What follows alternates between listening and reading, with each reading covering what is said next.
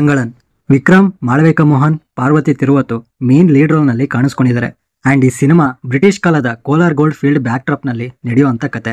So ಈ movie ಹೇಗಿದೆ ಅಂತ ತಿಳ್ಕೊಳಕ್ ಮುಂಚೆ ಫುಲ್ ವಿಡಿಯೋ ನೋಡಿ, ಇಷ್ಟ ಆದ್ರೆ ಸಬ್ಸ್ಕ್ರೈಬ್ ಮಾಡ್ಕೊಂಡು ಸಪೋರ್ಟ್ ಮಾಡಿ. ಅಂಡ್ ಈ ಸಿನಿಮಾದ ಪ್ಲಾಟ್ ಏನಂದ್ರೆ, ಚಿನ್ನದ ಗಣಿಗೋಸ್ಕರ ಬ್ರಿಟಿಷರ್ಸ್ ತಂಗಳನ್ ಜೊತೆ ಸೇರಿ ಮಿಸ್ಟೀರಿಯಸ್ ವುಮೆನ್ ಜೊತೆ ಹೋರಾಡೋ ಪರಿಸ್ಥಿತಿ ಬರುತ್ತೆ.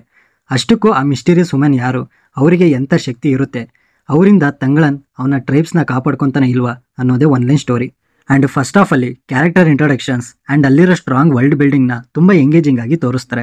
ಇನ್ನು ಸ್ಟೋರಿ ಟೆಲ್ಲಿಂಗ್ ಆಗಿರ್ಬೋದು, ಹಿಸ್ಟೋರಿಕಲ್ ಅಂಡ್ ಮಿಸ್ಟಿಕಲ್ ಎಲಿಮೆಂಟ್ಸ್ ಆಗಿರ್ಬೋದು, ಅವನ್ನೆಲ್ಲ ಸೆಟಪ್ ಮಾಡ್ಕೊಂಡು ಪರ್ಫೆಕ್ಟ್ ಆಗಿ ಎಕ್ಸಿಕ್ಯೂಟ್ ಮಾಡಿದ್ದಾರೆ. ಇನ್ನು ವಿಕ್ರಮ್ ಅವರು ತಂಗಳನ್ ರೋಲ್ಗೆ ಜೀವನೇ ತುಂಬಿದ್ದಾರೆ. ಅಂಡ್ ಕೋಲಾರ್ ಗೋಲ್ಡ್ ಫೀಲ್ಡ್ ನ ಫುಲ್ ರಾನೆಸ್ ಆಗಿ ಕ್ಯಾಪ್ಚರ್ ಮಾಡಿರೋದು ತುಂಬಾ ಚೆನ್ನಾಗಿತ್ತು. ಆದ್ರೂ ಕೆಲವೊಂದು ಸೀನ್ ಸ್ಟ್ರೆಚ್ ಆಗ್ತಿದೆ ಅನ್ನೋ ಫೀಲ್ ಬರುತ್ತೆ. ಇನ್ನ ಗೇಮ್ ಅಲ್ಲಿ ಬರೋ ತರ ಲೆವೆಲ್ 1 ಲೆವೆಲ್ 2 ರೀತಿ ಇಲ್ಲಿ ಗೋಲ್ಡ್ಗೋಸ್ಕರ ಕ್ರಿಯೇಟ್ ಆಗೋ ಸಿಚುಯೇಷನ್ ಲೆವೆಲ್ 1 ಲೆವೆಲ್ 2 ಈ ತರ ಡಿಫಿಕಲ್ಟ್ ಆಗ್ತಾ ಹೋಗ್ತಾ ಇರುತ್ತೆ. ಅಂಡ್ ಬೇಗ ಮೇನ್ ಸ್ಟೋರಿಗೆ ಕನೆಕ್ಟ್ ಆಗಿ ಸ್ಲೋ ಆಗಿ ಎಲ್ಲಾನು ರಿವೀಲ್ ಮಾಡ್ಕೊಂಡು through out the first half ಈ ಡ್ರಾಮಾನ ಎಕ್ಸಲೆಂಟ್ ಆಗಿ ಬರ್ಕೊಂಡಿದ್ದಾರೆ. ಇದ್ರ ಜೊತೆಗೆ ಎಂಟರ್ಟೈನ್ ಮಾಡ್ತಾನೆ ಆಡಿಯನ್ಸ್ ನ ಗ್ರಿಪ್ಪಿಂಗ್ ಆಗಿ ಹಿಡಿದಿಟ್ಕೊಳ್ಳುತ್ತೆ. ಇನ್ನ ಸೆಕೆಂಡ್ ಹಾಫ್ ಅಲ್ಲಿ ಕಾನ್ಫ್ಲಿಕ್ಟ್ ಅಂಡ್ ರೆಸಲ್ಯೂಷನ್ ಮೇಲೆ ಶಿಫ್ಟ್ ಆಗುತ್ತೆ. ಬಟ್ ನರೇಟಿವ್ ಸ್ವಲ್ಪ ಸ್ಲೋ ಆಗಿರೋದ್ರಿಂದ ಸ್ಕ್ರೀನ್ ಪ್ಲೇ ಪೇಸಿಂಗ್ ವಿಷಯದಲ್ಲಿ ಸ್ಟ್ರಗಲ್ ಆಗಿ ಲ್ಯಾಕ್ ಫೀಲ್ ನ ಕ್ರಿಯೇಟ್ ಮಾಡಿಸುತ್ತೆ. ಇನ್ನ ಕ್ಲೈಮ್ಯಾಕ್ಸ್ ಕೂಡ ಅಷ್ಟು ಇಂಪ್ಯಾಕ್ಟ್ಫುಲ್ ಆಗಿ ಇರಲಿಲ್ಲ. ಕೆಲವರಿಗೆ ಅದು ಅನ್ಸ್ಯಾಟಿಸ್ಫ್ಯಾಕ್ಷನ್ ನ ಕೊಡಬಹುದು. ಅಂಡ್ ತುಂಬಾ ಕಡೆ ಹೈಲೈಟ್ ಮಾಡೋ ಮೊಮೆಂಟ್ಸ್ ಗಳನ್ನ ತುಂಬಾ ಸಿಂಪಲ್ ಆಗಿ ಡೀಲ್ ಮಾಡ್ತಾರೆ. ಸೊ ಇದರಿಂದ ಫಸ್ಟ್ ಹಾಫ್ ಗಿಂತ ಸೆಕೆಂಡ್ ಹಾಫ್ ಬಿಲೋ ಅವರೇಜ್ ಆಗೋಯ್ತು. ಇನ್ನು ಈ ಸಿನಿಮಾದ ಪಾಸಿಟಿವ್ಸ್, ವಿಕ್ರಮ್ ಒಂದು ಪವರ್ಫುಲ್ ಪರ್ಫಾರ್ಮೆನ್ಸ್ ನ ಡೆಲಿವರ್ ಮಾಡಿದ್ದಾರೆ. ಅವರ ಕ್ಯಾರೆಕ್ಟರ್ ಅಲ್ಲಿರೋ ಇಂಟೆನ್ಸಿಟಿ ಅಂಡ್ ಡೆಪ್ತ್ ನ ಎಕ್ಸ್ಟ್ರೀಮ್ ಆಗಿ ತೋರಿಸಿದ್ದಾರೆ. ಅಂಡ್ ಪಾರ್ವತಿ ತಿರುವತು ಅಂಡ್ ಮಾಳವಿಕಾ ಮೋಹನ್ ಇವರಿಬ್ರು ನರೇಷನ್ ಅಲ್ಲಿರೋ ಎಮೋಷನ್ಸ್ಗೆ ಸ್ಟ್ರಾಂಗ್ ಸಪೋರ್ಟ್ ನ ಕೊಟ್ಟಿದ್ದಾರೆ. And GV. ಪ್ರಕಾಶ್ ಕುಮಾರ್ ಅವರ ಮ್ಯೂಸಿಕ್ ಅಂಡ್ ಬ್ಯಾಕ್ಗ್ರೌಂಡ್ ಸ್ಕೋರ್ ಫಿಲಮ್ಗೆ ತುಂಬಾನೇ ಪಾಸಿಟಿವ್ ಆಯಿತು. ಜೊತೆಗೆ ಸ್ಟೋರಿ ಟೆಲ್ಲಿಂಗಿಗೆ ಹಂಟಿಂಗ್ ಅಂಡ್ ಇಮ್ಮರ್ಸಿವ್ ಕ್ವಾಲಿಟಿನ ಆ್ಯಡ್ ಮಾಡ್ತು.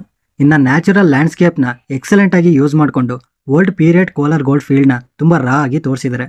ಇನ್ನು ಕಾಸ್ಟ್ಯೂಮಲ್ಲಿ ಸಣ್ಣ ಸಣ್ಣ ಡೀಟೇಲ್ಸ್ನು ಬಿಟ್ಟಿಲ್ಲ, ಅಷ್ಟು ಚೆನ್ನಾಗಿ ಡಿಸೈನ್ ಮಾಡ್ಕೊಂಡಿದ್ದಾರೆ. ಆ ಟ್ರೈಬ್ಸ್ಗಳಿಗೆ ಅದು ಪರ್ಫೆಕ್ಟ್ ಆಗಿ ಸೂಟ್ ಆಯಿತು. ಅಂಡ್ ಆಕ್ಷನ್ ಬ್ಲಾಕ್ ಕೂಡ ತುಂಬ ಇಂಪ್ರೆಸಿವ್ ಆಗಿತ್ತು. ಇನ್ನು ಈ ಸಿನಿಮಾದಲ್ಲಿ ನನಗೆ ನೆಗೆಟಿವ್ಸ್ ಅನಿಸಿದ್ದು, ಸೆಕೆಂಡ್ ಹಾಫಲ್ಲಿ ಒಂದು 10 ಮಿನಿಟ್ಸ್ನ ಕಟ್ ಮಾಡಬೇಕಿತ್ತು. ಯಾಕಂದ್ರೆ ಕಾಂಪ್ಲೆಕ್ಸ್ ನರೇಟಿವ್ ಅಲ್ಲಿ ಕನ್ಸಿಸ್ಟೆಂಟ್ ಟೋನ್ ನ ಮೇಂಟೈನ್ ಮಾಡೋದ್ರಲ್ಲಿ ಫೇಲ್ ಆಯಿತು.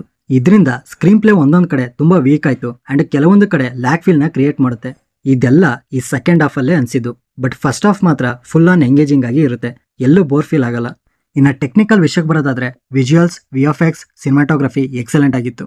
ಬಟ್ ಎಡಿಟಿಂಗ್ ಅಲ್ಲಿ ಇನ್ನೊಂಚೂರು ಯೋಚನೆ ಮಾಡಿ ಎಡಿಟ್ ಮಾಡಿದಿದ್ರೆ ಪೇಸಿಂಗ್ ಅಲ್ಲಿ ಯಾವುದೇ ಇಶ್ಯೂಸ್ ಇರ್ತಿರ್ಲಿಲ್ಲ. ಇನ್ನು ಸಾಂಗ್ಸ್ ಅಂಡ್ BGM ಈ ಮೂವಿಗೆ ತುಂಬಾನೇ ಹೆಲ್ಪ್ ಆಯಿತು. ಸೊ ಫೈನಲಿ ಈ ಸಿನಿಮಾ ಅಬವ್ ಆವರೇಜ್. ಯಾರೆಲ್ಲ unique cinematic experience with powerful ಮೆಸೇಜ್ನ ಇಷ್ಟಪಡೋರಾಗಿದ್ರೆ ಈ ಸಿನಿಮಾ 100% ವರ್ತ್ ವಾಚಿಂಗ್ ಅಂತ ಹೇಳ್ತೀನಿ.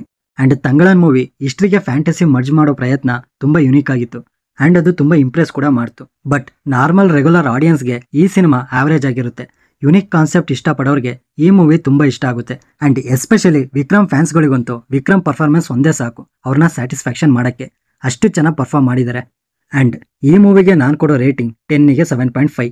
ಆಲ್ರೆಡಿ ನೀವೇನಾದರೂ ಈ ಸಿನಿಮಾನ ನೋಡಿದರೆ ನಿಮಗೇನು ಅನ್ನಿಸ್ತು ಅನ್ನೋದನ್ನ ಕಮೆಂಟ್ ಬಾಕ್ಸಲ್ಲಿ ತಿಳಿಸಿ. ಸೊ ಈ ರಿವ್ಯೂ ನಿಮ್ಗೇನಾದರೂ ಇಷ್ಟ ಆಗಿದ್ರೆ ಲೈಕ್ ಮಾಡಿ, ಶೇರ್ ಮಾಡಿ. ಹೊಸಬರಾಗಿದ್ದರೆ ಈ ಚಾನಲ್ನ ಸಬ್ಸ್ಕ್ರೈಬ್ ಮಾಡಿಕೊಂಡು ಪಕ್ಕದಲ್ಲಿರೋ ಬೆಲ್ ಐಕನ್ನ ಪ್ರೆಸ್ ಮಾಡಿ. ಮತ್ತೆ ಸಿಗೋಣ.